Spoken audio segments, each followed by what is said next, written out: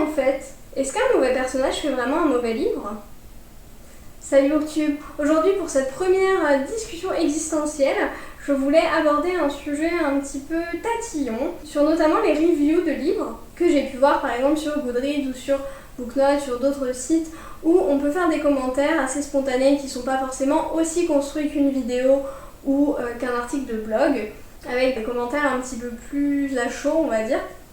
Et je voudrais revenir sur ce côté de mauvais personnage parce que pour moi il y a deux choses.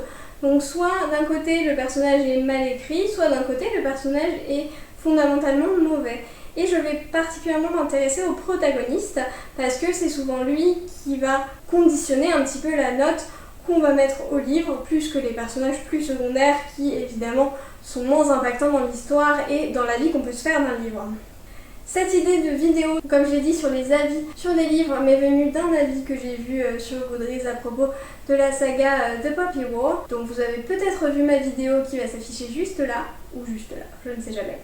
Où une personne avait mis la note de 2 sur 5 et avait justifié cette note en disant qu'elle ne comprenait pas et qu'elle ne pouvait pas accepter le choix qu'avait fait le personnage dans un certain moment du livre et que c'était quelque chose qu'elle ne pouvait pas pardonner.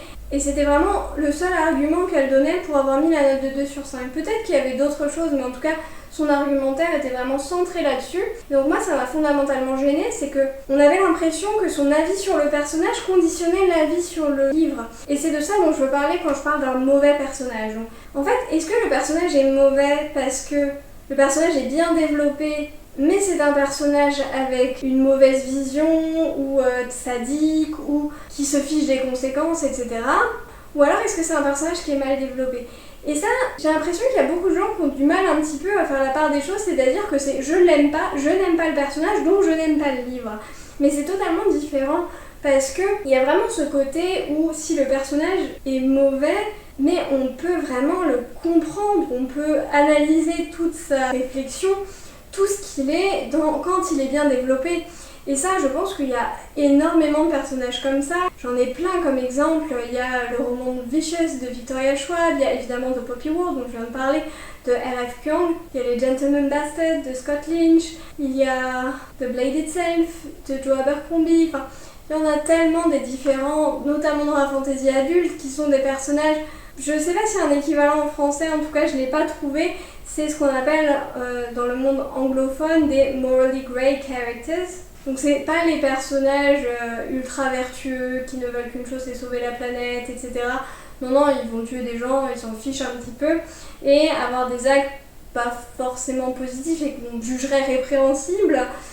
Mais l'un dans l'autre, souvent ces personnages-là sont très bien écrits et du coup ça fait du livre un très bon livre en fait, parce que on peut comprendre, même si on n'accepte pas, même si on ne pardonne pas ces personnages, parce qu'il y a certaines choses qui sont impardonnables, on peut comprendre et on peut accepter avec tout un background, toute une histoire, toute une évolution qui explique comment ils sont arrivés là. Et il y a plusieurs choses, il y a des fois certains actes qui sont expliqués par le passé, donc par exemple, pour ça, je peux penser à Will dans The Infernal Devices de Cassandra Clare, donc la saga des origines des Mortal Instruments. Ou alors, sinon, il y a même l'inverse, un personnage qui est vraiment détestable au début, mais qu'on va apprendre à aimer parce qu'il y a un arc de rédemption. Pour ça, par exemple, je pense à Zuko dans Avatar, le dessin animé. Et qui peut dire que ces personnages sont mal écrits, que ce soit les personnages dont j'ai parlé au début, qui sont des personnages absolument horribles et des personnes qu'on détesterait dans la vie réelle, et pourtant des personnages qu'on aime parce qu'ils sont bien développés, parce qu'ils sont bien mis en avant. Et pareil pour ces deux personnages-là, des personnages avec de la rédemption, qui grandissent, qui évoluent, et des personnages qui ont un passé tellement tragique, ça explique aussi leurs actes, même si on les comprend pas. Et c'est ça qu'il faut différencier, c'est pas parce qu'on n'aime pas un personnage, c'est pas parce qu'on n'est pas d'accord avec un personnage qu'il est mal écrit. Je suis vraiment convaincue qu'il y a des fois c'est une volonté de faire des personnages qu'on n'aime pas. Et c'est difficile d'aimer un livre, mais on peut pas dire qu'un livre est mauvais juste parce qu'on n'aime pas un pan de ce livre alors qu'il est bien fait. Et tout ça c'est totalement différent d'un personnage qui va être mauvais parce que mal écrit, un personnage où on ne va pas connaître ses motivations, un personnage où ses relations sortent de nulle part, un personnage qui prend des décisions sans qu'il n'y ait aucune consistance avec qui il est, qui va faire n'importe quoi au jour le jour. Et donc ça c'est totalement différent, ça c'est de la faiblesse d'écriture et ça, dans ce cas-là, un personnage mal écrit est un synonyme de mauvaise écriture et peut être un synonyme de mauvais roman, même s'il n'y a pas que ça. C'est vrai que le développement des personnages est ce qui fait un roman unique et pour moi c'est vraiment le centre du roman. Je suis vraiment quelqu'un qui est très attaché au développement de personnages et c'est un de mes problèmes récurrents dans les livres, c'est que les personnages ne sont pas assez développés, mais c'est vrai qu'il y a d'autres choses. Il y a une histoire, il y a les autres personnages, il y a l'écriture, il y a l'univers, il y a tellement d'autres choses et le personnage principal ne fait pas tout. Et baser une revue entière et baser une note entière sur un personnage juste parce qu'il ne nous a pas plu, je trouve que c'était pas judicieux, ça n'explique pas le point de vue et en fait c'est un peu facile, c'est un peu j'ai pas aimé tel personnage donc ok ce livre c'est de la merde. Pour moi c'est vraiment pas ça parce que ça dépend comment il a été construit. Est-ce que c'est un affect particulier qui fait qu'on n'a pas aimé ce personnage-là? Par exemple, moi, je n'aime pas les personnages chouineurs ou qui vont s'apesantir 12 000 ans sur leur sort. Je sais qu'on est beaucoup dans ce cas-là. Et par exemple, j'ai détesté le personnage de Katniss dans Hunger Games. Et pourtant, Hunger Games, j'ai adoré. Donc, même si on a des affects particuliers, il y a certaines choses qu'on déteste. Et moi, certains traits de personnalité qui vont me faire détester un livre parce que juste ça m'énerve. Et je le sais, mais c'est pas pour ça que le livre est nul. Et en fait, il faut différencier parfois les sentiments qu'on a eus en lisant le livre de la qualité du livre en lui-même. Et noter un livre sur une plateforme, sur un réseau social, c'est pas non plus la même chose que d'en parler à ses potes en disant putain, lui il m'a trop énervé, j'ai lâché le livre, je l'ai lancé par la fenêtre, et mettre 1 sur 5 parce que lui il m'a énervé, j'ai lancé le livre par la fenêtre. Avec ses amis, on peut dire oui, j'aime pas ce personnage-là et du coup j'ai pas pu finir le livre, mais sur les réseaux sociaux, en tant que review, en tant que avis théoriquement construit et réfléchi sur un livre, il faut analyser le livre en global et en tant que tel et essayer de se détacher de ces affects personnels qui font que parfois, même la chose qu'on déteste le plus, si c'est bien fait, ça fonctionne en fait. Et ça doit fonctionner un minimum quand même, si c'est bien fait. Par exemple, pour revenir sur l'exemple de Hunger Games avec Katniss, je pense que ça n'a pas été très bien fait. Je pense que c'était un petit peu trop, un petit peu exagéré et ça manquait un petit peu de subtilité. Parce que la subtilité du rouleau compresseur avec Katniss, on y était. C'était assez peu nuancé, on va dire. Et donc là, ça témoigne d'un défaut de l'autrice à faire ce qu'elle voulait faire et à faire partager ce qu'elle voulait faire. Mais en même temps, tout le reste est tellement bien qu'on peut pas dire que c'est un mauvais livre juste pour ça et le personnage est quand même plutôt bien développé, plutôt cohérent, plutôt en phase avec elle-même, donc le reste était plutôt correct sur le développement de personnage. C'est vraiment ça que j'essaye de faire partager avec cette vidéo, c'est qu'un affect ne peut pas signer l'avis sur un livre. Que ce soit un affect sur un personnage, mais aussi sur du développement de l'univers. Par exemple, moi je déteste les copies du Seigneur des Anneaux avec des orques, des elfes et des dragons. Je vais pas dire c'est de la merde parce qu'il y a des orques. On peut dire ça, c'est un peu une facilité d'écriture, mais comme énormément d'autres choses le sont. Et moi, c'est quelque chose que je pourrais mettre dans un point négatif pour moi parce que je trouve que c'est une facilité d'écriture de mettre des créatures qui ne font pas partie de l'univers. Mais ça va pas être la seule raison que je vais mentionner dans une revue, dans une note, pour expliquer pourquoi j'ai mis 1 sur 5 à un roman. Si j'ai mis 1 sur 5 à un roman, c'est pas juste parce qu'il avait des orques ou un personnage que j'aimais pas. C'est important, je trouve, de faire cette distinction aussi bien pour soi que pour les autres lecteurs qui vont aller sur la plateforme pour avoir conscience un petit peu de comment ça peut être, des points positifs, des points négatifs, mais aussi pour les auteurs, parce qu'en fait les auteurs, ils n'ont pas à savoir ce que toi t'as pensé personnellement en fait du livre, ils s'en fichent que toi t'aies pas aimé tel personnage et que toi tu pardonnes pas le personnage de sa décision.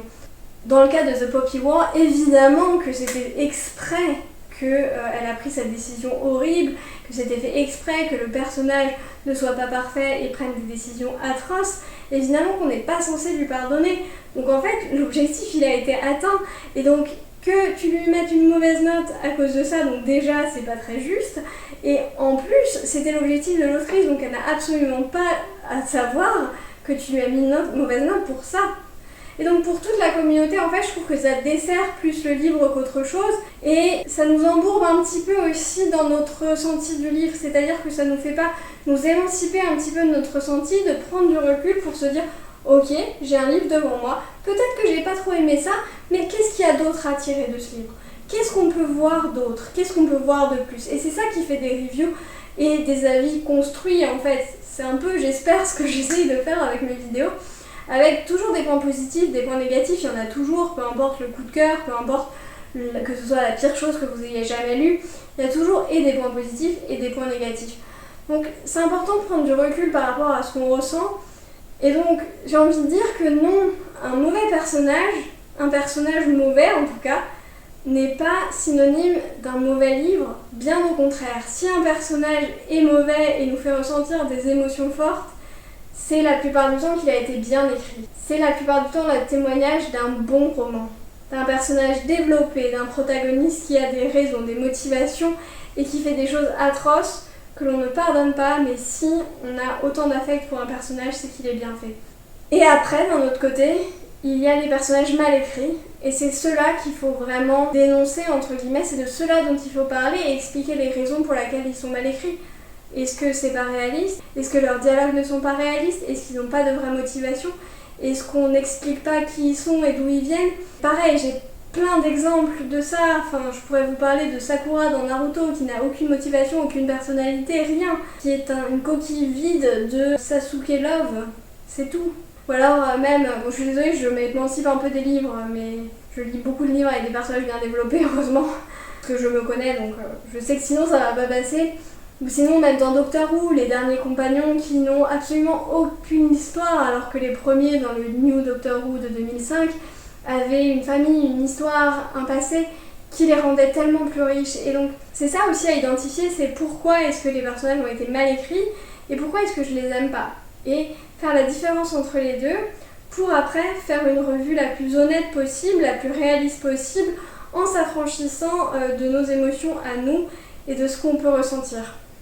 Voilà, j'espère que j'ai été claire. C'est vrai que c'est la première vidéo que je fais de grandes discussions existentielles et j'ai plein d'autres sujets à proposer là-dessus. Voilà, j'avais envie de faire cette vidéo en particulier après avoir vu la review dont je vous ai parlé au début.